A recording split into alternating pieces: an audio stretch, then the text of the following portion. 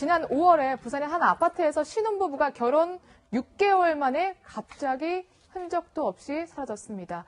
정말 황당하고 무슨 일이 벌어졌는지 정말 알 수가 없는데요. 일단 그 주변 인물들의 의혹을 제기하는 목소리부터 한번 들어보시죠. 네, 제가 느끼기에는 좀 이상했어요.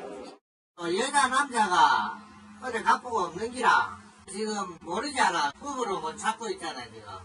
중간에 관련성이 보이지는 부분들이 있지만 그 부분은 수사에서 밝혀야 될 부분인데 어려운 점도 있습니다. 지금 뭐 정말 흔적도 없이 사라졌는데 네. 그나마 경찰이 유력 용의자로 보고 있는 게 남편의 첫사랑이죠. 네. 입국과 출국 시기가 묘하게 맞물린다면서요. 묘합니다. 이 네. 남편의 첫사랑인데 사귀다가 헤어진 여성이죠. 네. 그런데 결혼을 했습니다.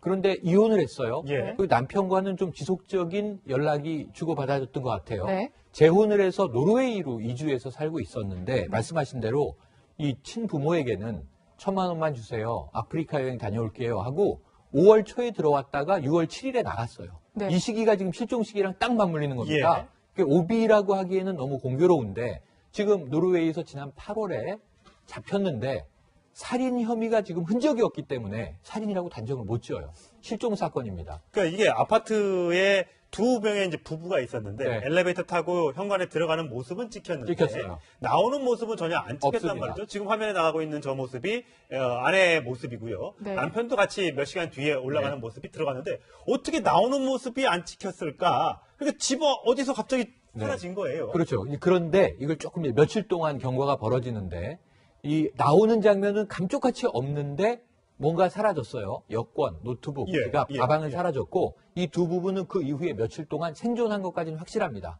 그 남편의 이제 목소리를 들은 동업자도 있고요. 문자도 왔다 네, 갔다. 문자도 왔다 갔다 있고 문자는 본인들이 보냈는지는 약간 의심 정황도 있어요.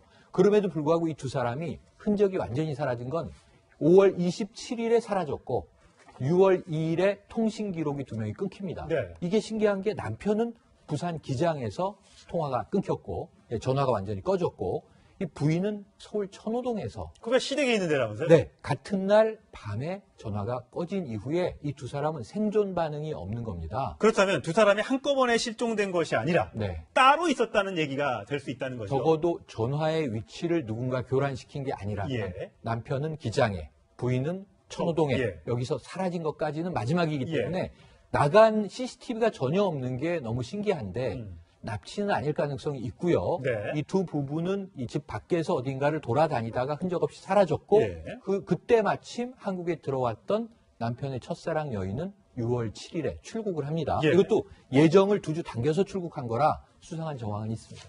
그리고 수상한 정황이 또 하나 있는 게 지금 아내가 동료 배우에게 갑자기 휴대전화 문자 메시지로 연극에 못 가겠다라고 하는 장면이거든요. 근데 이 문자를 받고 그 사람이 네. 굉장히 이상했다고 생각한 게 보통은 친한 선배이기 때문에 요체를 쓴다는 그쵸. 거예요. 근데 네. 갑자기 씁니다. 씁니다. 존댓말 예. 수상 뭐 문자라는 건 뭐 네. 본인이 안 보내고 그냥 제3자가 보낼 수도 있으니까요. 예. 네. 문자가 발송됐다는 것만으로는 뭐 이 사람이 그때까지 살아있었다 이렇게 좀 단정하기 좀 어려운 상태인데 근데 이제 문제가 네. 과연 이제 이 그 여성이 우리나라로 지금 뭐 이제 송치가 된다는 얘기인데요. 3년 뒤에. 예. 근데 그것도 이제 협박죄, 협박. 예. 예. 그런 참고인 내지는 이제 뭐 그걸로 들어오는다는 건데 사실은 이게 지금 사망을 했는지도 전혀 알수 밝혀진 없죠. 게 그렇죠. 없거든요. 많이 그래서 없죠. 예. 네. 뭔가 어떤 그 형법상의 어떤 걸로 이렇게 그 송환을 한다고 하더라도 지금 뭐 이게 뭐 감금죄가 될지 예. 아니면 뭐 살인죄가 될지 예. 사실은 이런 것도 굉장히 불분명해서 실종죄 이런 건 없는 거죠. 그런 건 없는 저 사람이, 거죠. 그러니까 이 여성, 그러니까 뭐 내연녀로 추정이 되는 옛날 여자친구로 예. 추정되는 분이 어떻게 뭐 합박을 하든지 어떤 그렇죠. 강요를 하든지 해서 예. 압력을 끼쳤다 하더라도 그게 실종과는 어떻게 연관 지을 수가 없는 거지. 법으로. 예. 그렇기 때문에 지금 현재로는 사실 수사 진행이 그렇게 그 참 그 유족 그 가족들을 생각하는 것만큼 그렇게 빨리빨리 진행될 수 없는 좀 한계가 있다는 것이 또 좀 예. 안타까운 좀 아닌가 좀 싶습니다.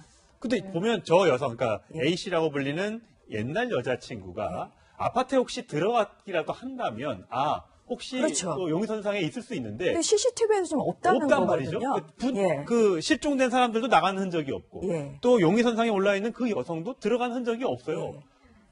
이게 그러니까 우리나라에서 어떤 이제 범죄가 발생했을 때 그래도 굉장히 그 각종 그 CCTV가 있기 때문에 폐쇄로가 있기 때문에 뭐 아파트 단지 내에도 있지만 또 근처 도로에도 있고 그래서 그렇죠. 뭔가 사실 그런 게 굉장히 큰 단서가 되는데 이것은 그렇게 단서가 될 만한 것이 단 하나도 없는 게 굉장한 미스테리이긴 합니다. 이 상태에서는 뭐 기소도 어려울 것이고 재판 갈 수도 없는 상태네. 지금 혐의 자체가 아직 특정이 안 돼 있었기 예. 때문에요.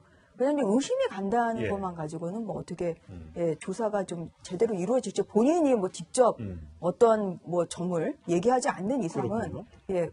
강제징용 수사는 좀 어려운 상태라고. 그런데 이게 예, 조두순 사건처럼 그동안 네. 우리의 관심이 너무 없었던 사건이에요. 한번 이제 뭐 SBS 그것이 알고 싶다에 나오면서 굉장히 화제를 불러일으켰고 이제서야 이 송환 문제 관련해서 화제인데 저는 이렇게 국민적 관심이 뜨거우면 경찰이 이제 뭐라도 찾아내고요. 그동안 방기된 것 중에 전 제일 핵심적으로 보는 게 통신 기록이 있을 겁니다. 예. 네. 아마 남편 쪽과 혹은 부인 쪽과 이 여성 쪽 삼각관계인데 연락을 취하지 않았으면 만나거나 약속을 잡거나 어떻게 이제 접촉을 할 가능성이 없거든요. 예. 이 여성이 얼만큼 용의주도했냐면 현찰만 가지고 한국에 와서 예. 그야말로 찜질방 버스만 이용하면서 신용카드를 하나도 안 썼어요. 네. 예. 그러니까 이 이제 어떤 결제 기록으로는 동선이 파악되지 않는데 그렇네요. 다만 통신 기록을 가지고 경찰이 뭔가 지금부터라도 집중적으로 네.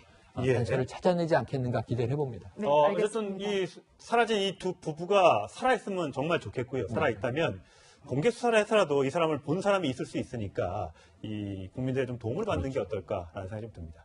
자, 두 말씀 잘 들었습니다. 감사합니다. 이 탁현민 행정관이 불법 선거운동을 한 혐의로 재판에 넘겨졌습니다. 이제 재판에 넘겨진 시점을 놓고 오비 일학이냐, 뭔가 꽁꽁이가 있는 것 아니냐, 이런 전망이 예상이 분석이 나오고 있는데 이 부분 짚어보겠습니다. 최진봉 성공회대 교수 모셨습니다. 네, 안녕하세요.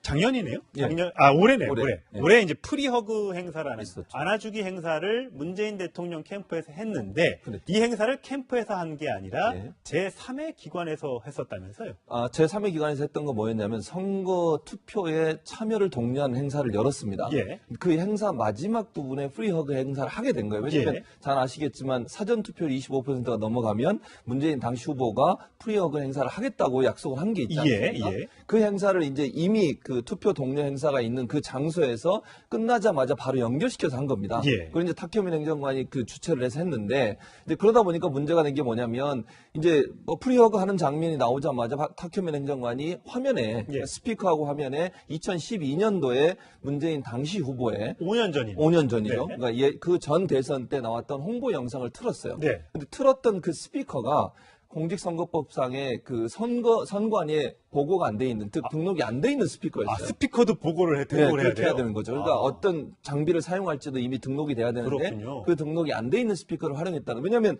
처음에 행사를 열었던 사람은 제3의 기관이었고 그렇군요. 거기서는 그냥 이거 뭐 선거에 참여하라는 투표를 독려한 행사였기 때문에 예. 특별히 그게 등록할 필요가 없지 예, 않겠습니까? 예. 그런데 이제 그걸 연결해서 사용하다 보니까 문제가 됐고, 문제는 또 뭐가 문제가 되냐면 이걸 원래 설치되어 있는 걸 탁현민 행정관이 주축이 돼서 사용을 하다 보니 예. 이게 공직선거법상의 정치자금법 위반이 된다고 지금 검찰이 보고 있는 거예요. 돈을 내야 된다 이거죠? 그렇죠. 새로 썼으니까. 예, 그러니까 이 사용비를 내야 되는데 그 한 200만 원 정도 되나 봐요. 그 돈을 안 냈다고 하는 것을 사실 이제 검찰이 이걸 인지해서 조사한 건 아니고 예. 이걸 그 선거 이틀 전에 서울 선관위가 이걸 검찰이 고소를 했습니다. 고발을 했군요. 예, 그래서 네. 그 고발 사건을 이제 검찰이 받아서 이게 이제 또 시점 자체가 아까 말씀하신 것처럼 논란이 되고 있는데 이게 9일이 되면 그게 끝나버려요. 공소시효가. 예, 기소를 못하는 거죠. 그렇죠. 그래서 예. 9일 전에 기소를 해야 되기 때문에 9일날 기소를 했고 8일날 이걸 발표하면서 이제 논란이 되고 있는 상황이겠죠. 근데 기소는 6일날, 그러니까 6일 날. 월요일날 했단 말이죠. 예. 오늘이 9일이니까 사흘 전이에요. 예. 근데 왜 이거를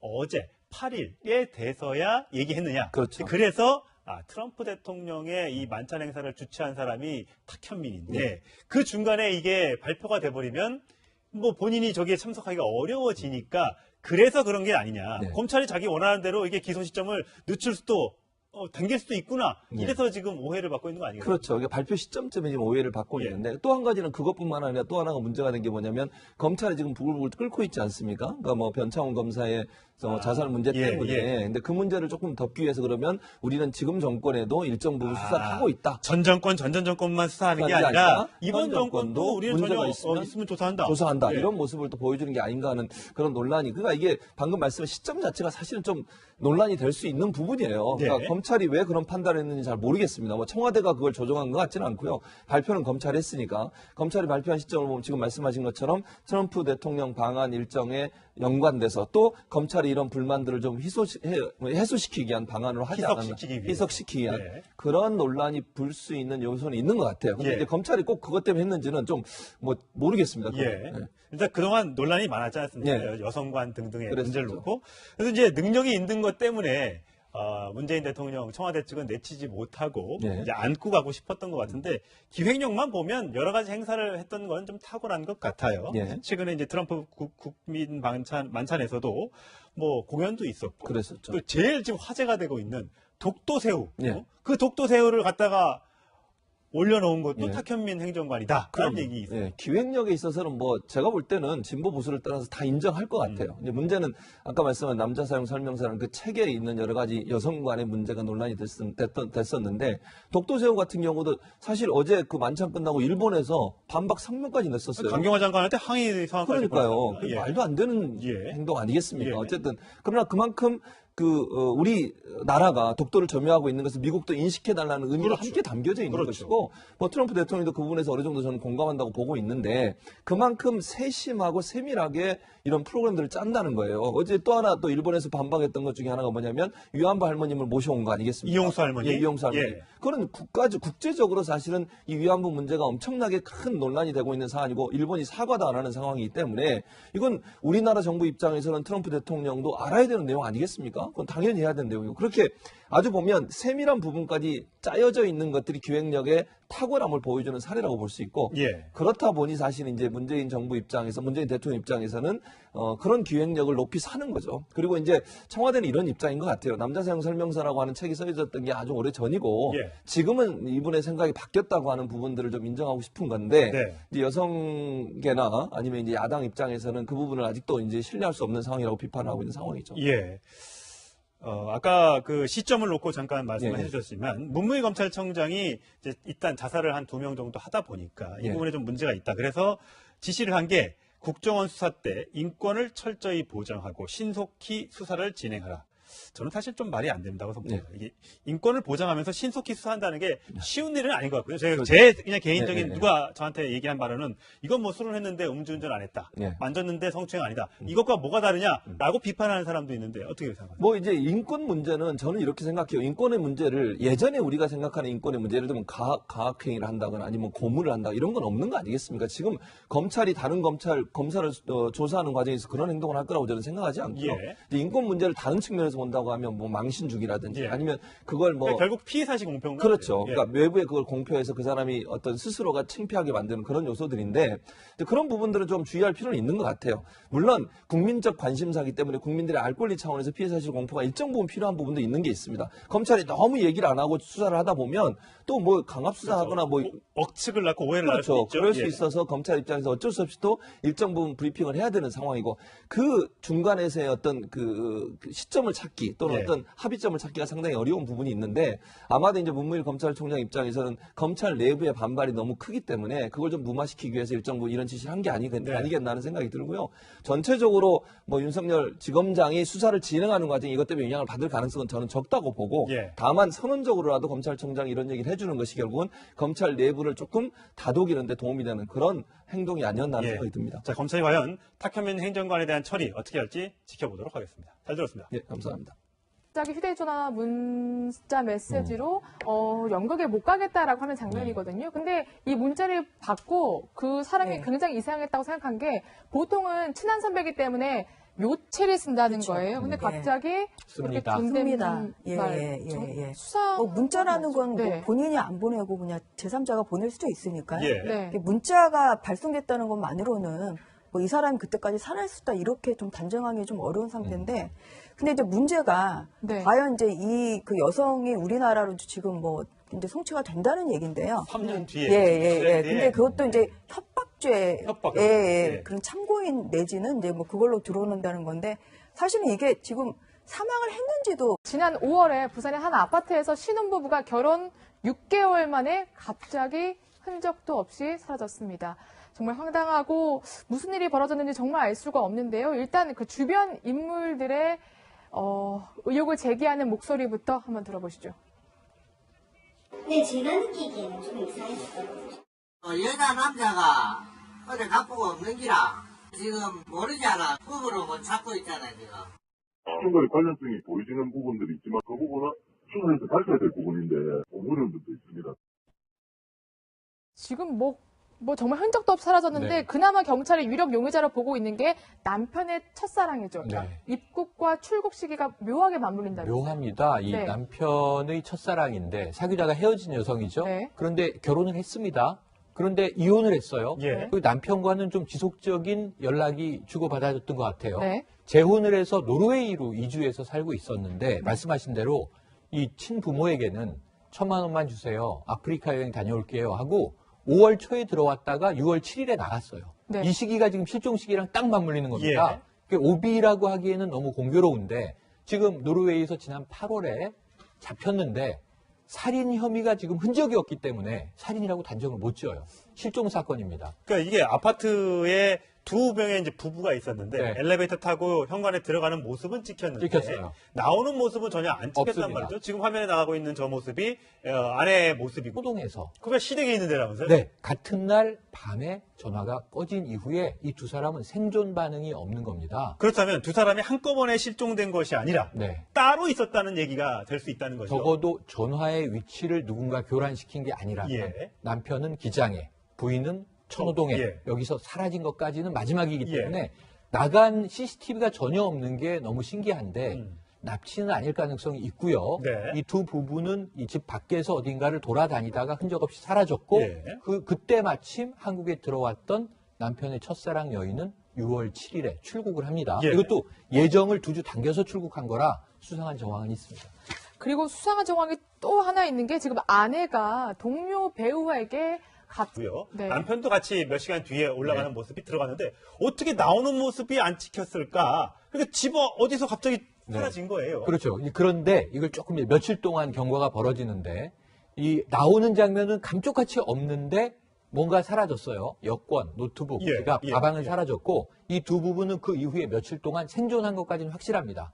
그 남편의 이제 목소리를 들은 동업자도 있고요. 문자도 왔다 네, 갔다. 문자도 왔다 갔다 있고 문자는 본인들이 보냈는지는 약간 의심 정황도 있어요.